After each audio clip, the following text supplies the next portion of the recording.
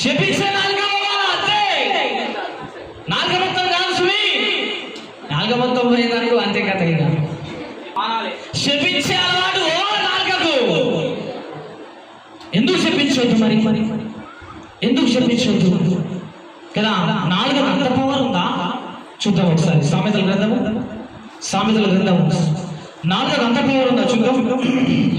సామెతల గ్రంథము 18వ అధ్యాయము 21వ వచనం. త్వరగా తీయాలి. సామెతల గ్రంథము 18వ అధ్యాయము. జీవ మరణములు నాలుక వశము, దాని యందు ప్రీతిపడువారు దాని ఫలము తిందురు. చాలు. హల్లెలూయా. ఏమైందంట? జీవ మరణములు నాలుక వశము. ఎందుకు శపించొద్దు? దేవుడు అంటున్నాడు జీవము మరణము ఏ వశంలో ఉన్నది? దేని కంట్రోల్లో ఉన్నది? నాలుక కంట్రోల్లో ఉన్నదంట. అందుకే మనం శపించొద్దు. తర్వాత మనకి బాధపడతా ఉంటాం. జీవము మరణము. నువ్వు మంచిగా అంటే దాని పవర్ దానికే ఉంది. చెట్టుగా ఉన్నవాడు ఏం చేస్తే, చెడగా ఉన్నవాడు ఏం చేస్తే నెరవేర్తలు ఖచ్చితంగా. జీవము మరణము యెహోవా కదా నాలుక వశంలో పెట్టేసిండు, నాలుగు కంట్రోల్లో పెట్టేసిండు. కాబట్టి దయచేసి దేవుడు రోజు మాట్లాడుతున్నాడు, ఎవరిని కూడా క్షమించడానికి వీల్లేదు. క్షమించాలా? వాక్యం విన్నప్పుడే క్షమించొద్దు. సమయం వచ్చినప్పుడు ఎక్కడ మర్చిపోతామో, ఎక్కడ పోతామో చూడు బిడ్డ. వాక్యాన్ని ఎప్పుడు కూడా నెమరు చేస్తా ఉంటే, వాక్యానుసారంగా నువ్వు జీవిస్తా ఉంటే కదా, సమయం వచ్చినా కూడా నీ నాలుక ఏమి రావు, చెప్పించే ముచ్చట్లు రాదు. దేవుడు రోజు మనతోనే మాట్లాడుతా ఉన్నాడు. దేవుడు రోజు మనందరితో మాట్లాడుతా ఉన్నాడు. ఏంది మొట్టమొదటి నాలుక? ఏంది చెప్పాలి? మొట్టమొదటి నాలుక ఏంది? చెప్పించే నాలుక. రెండవ నాలుక ఏందో తెలుసా? చావును కోరే నాలుక. అర్థమైందా? ఏం నాలుక ఇది? చావును కోరే నాలుక. కొంతమంది ఉంటారు, కుటుంబంలో ఏదైనా గొడవ అయిందంటే చాలు, భర్త తప్పిదారి చెంప మీద లాట్న కొట్టినట్టే చాలు, ఏమంటారు ఆ భార్య, ఇక నేను చచ్చిపోతారు. ఎంతమంది అండి ఇక్కడ? ఎవరైనా అన్నారా ఆ డైలాగ్? ఇక అయిపోయింది నా ప్రాణం, నన్ను కూడా తావరా నువ్వు, ఎట్లా కొడుతున్నావు నన్ను, నేను ఎసడదాని అనుకుంటున్నావు, నా ఫ్యామిలీ ఎలాంటిది అనుకుంటున్నావు, నా కాంతాలు ఎలాంటిది అనుకుంటున్నావు, నా బ్యాక్గ్రౌండ్ ఎలాంటిది అనుకుంటున్నావు, అన్నీ తెలిసే నన్ను ముట్టినవా? ఇక నేను బతకను కాక బతకను పోతను అన్నరా ఈ డైలాగులు చెప్పండ్రు. హల్లెలూయా. కదా ఏంది? చావును కోరే నాలుక. ఈ నాలుక ఏం మాట తెలుసా? ఎప్పుడు చచ్చిపోవాలని మాట్లాడుతూ ఉంటది. ఎప్పుడు సావాలి మాట్లాడుతూ ఉంటది. నేను చచ్చిపోతా, నా పిల్లలకి ఏమైనా వస్తా, వాళ్ళని చంపుతా, నేను చస్తా, నేను చంపుతా. ఏం లాభం అండి? యేసు రక్తంలో కడగబడి శరీరంతో పాలు పంచుకొని బలవ చేతులు వేసుకుంటూ, కన్నీరు కాచుకొని ప్రార్థన చేసుకుంటూ, ఉపవాసం ఉండి ప్రార్థన చేసుకుంటూ, క్రమం తప్పకుండా మందిరానికి వస్తూ, కుటుంబంలో మీటింగ్లు పెట్టించుకుంటూ, దేవా నువ్వే నా సొంత ప్రభు అని చెప్పేసి అనుకుంటూ, చచ్చిపోతా మరణం మాట్లాడుతున్నావు ఇంట్లో. ఏం మాట్లాడుతున్నావు? మరణం మాట్లాడుతున్నావు ఇంట్లో. చిన్న గొడవ ఎంత మరణం, భార్య భర్త ఎంత మరణం, భర్త భార్య ఎంత మరణం, పిల్లలు ఏమైనా మాట్లాడిపోతే చచ్చిపోతా, ఇంట్లో ఏదైనా చిన్న గొడవ అయితే చచ్చిపోతా, కుటుంబం ఏదైనా కొట్లాడితే చచ్చిపోతా. సావడానికి ఆ దేవుడిని ముట్టించింది, బ్రతికి సాధించడానికి. హల్లెలూయా. బ్రతికి ఏం చేయాలి? సాధించాలి. చావడానికి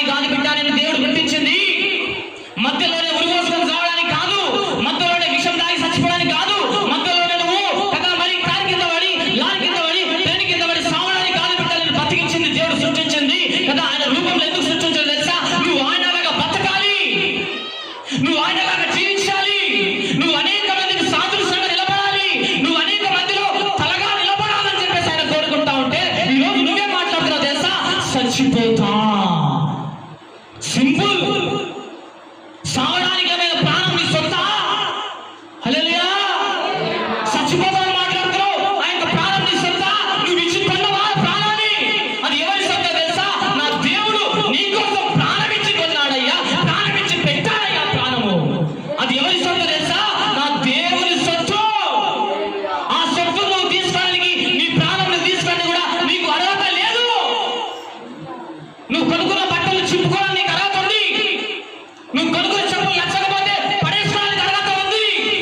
నువ్వు కొనుక్కున్న బైక్ నచ్చకపోతే వేరే వాళ్ళకి అమ్ముకోవడానికి అర్హత ఉంది. ఎందుకంటే అది నీ సొత్తు. కానీ ప్రాణం తీసుకోవడం నీ సొత్తు కాదు. అది ఎందుకంటే దేవుని సొత్తు అయి ఉన్నది. అది హల్లెలూయా. అది ఎవరి సొత్తు? దేవుని సొత్తు. ఆ దేవుని సొత్తులు ఏం చేస్తున్నారు ఈరోజు? కదా సింపుల్ గా చేస్తున్నారే, సింపుల్ గా చేస్తున్నారే.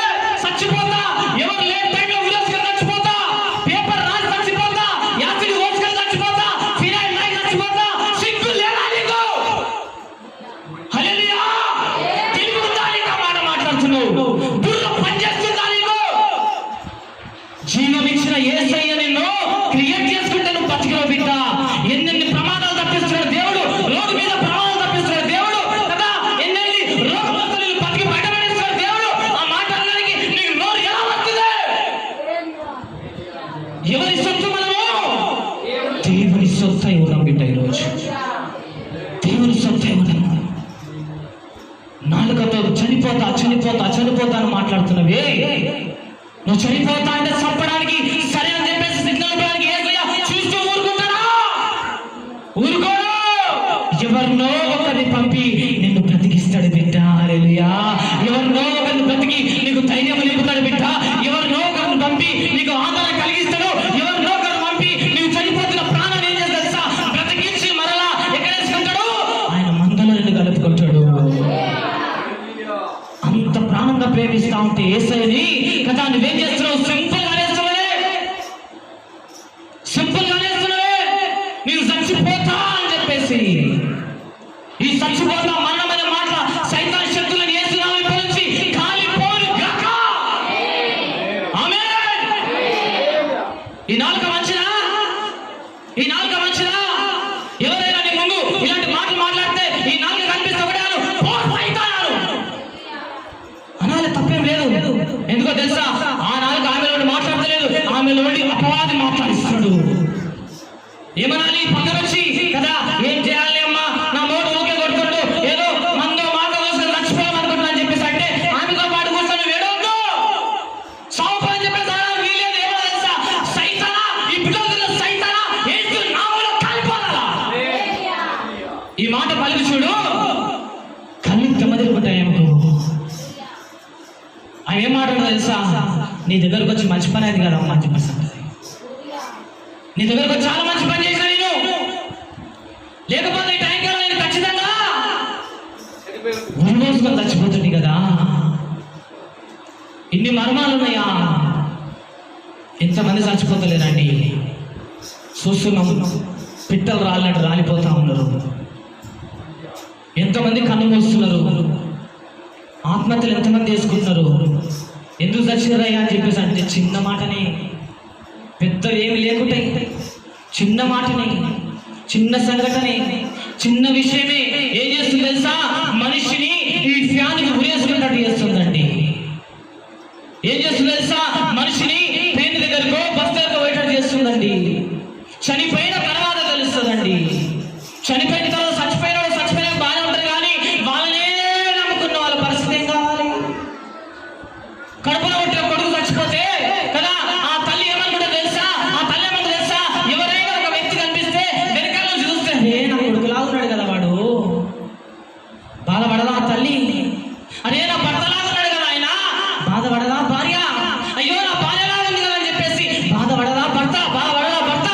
అయ్యో మా తల్లిలా ఉన్నదే అని చెప్పేసి ఏడవడా కడుపులో ఉంటున్నటువంటి కొడుకు? చచ్చిపోయి భార్య నరకంలో కాలుతున్నావు, కానీ ఇక్కడ బతుకున్న వాళ్ళ పరిస్థితి ఏం కావాలి? దినదినం కృంగిపోతా ఉంటారే, దినదినం ఏడుస్తూ ఉంటారే. తలంచుకొని ఆమెలాగా నీ కొడుకు లాంటి కనిపిస్తే ఎంత దుఃఖిస్తాడో సేమ్ వెనకాల చూస్తే నా కొడుకే అనుకున్నానయ్యా, అయ్యా బతుకొచ్చిందేమో అనుకున్నా అని చెప్పేసి ఏడ్చే వాళ్ళు తల్లిదండ్రులు లోకంలో లేరా? చాలా ఉన్నారండి. అందుకే దేవుడు రోజు మాట్లాడుతూ ఉన్నాడు. చావును కోరే నాలుక యేసు నామములో ఏం కావాలి? ఈ రోజు నుంచి కాలిపోవాలి. కాల్చేద్దామా నాలుకని కదా? నాకు దామనేశ్వరి నమ్మొచ్చు, కానీ ఇలాంటి నాలుకలు మాత్రం నమ్మడానికి వీలేదు.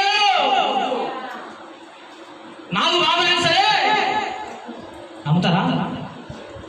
ఒక టైం వస్తే దాన్ని కూడా నమ్మొచ్చు, కానీ నాలుగు పాము కంటే విషం ఉన్నటువంటి నాలుకని, ఈ నాలుకను మాత్రం అస్సలు నమ్మడానికి వీల్లేదు కదా. చావును కోరే నాలుక అసలు ఉండడానికి వీల్లేదు. ఈ మాట యేసు నామములో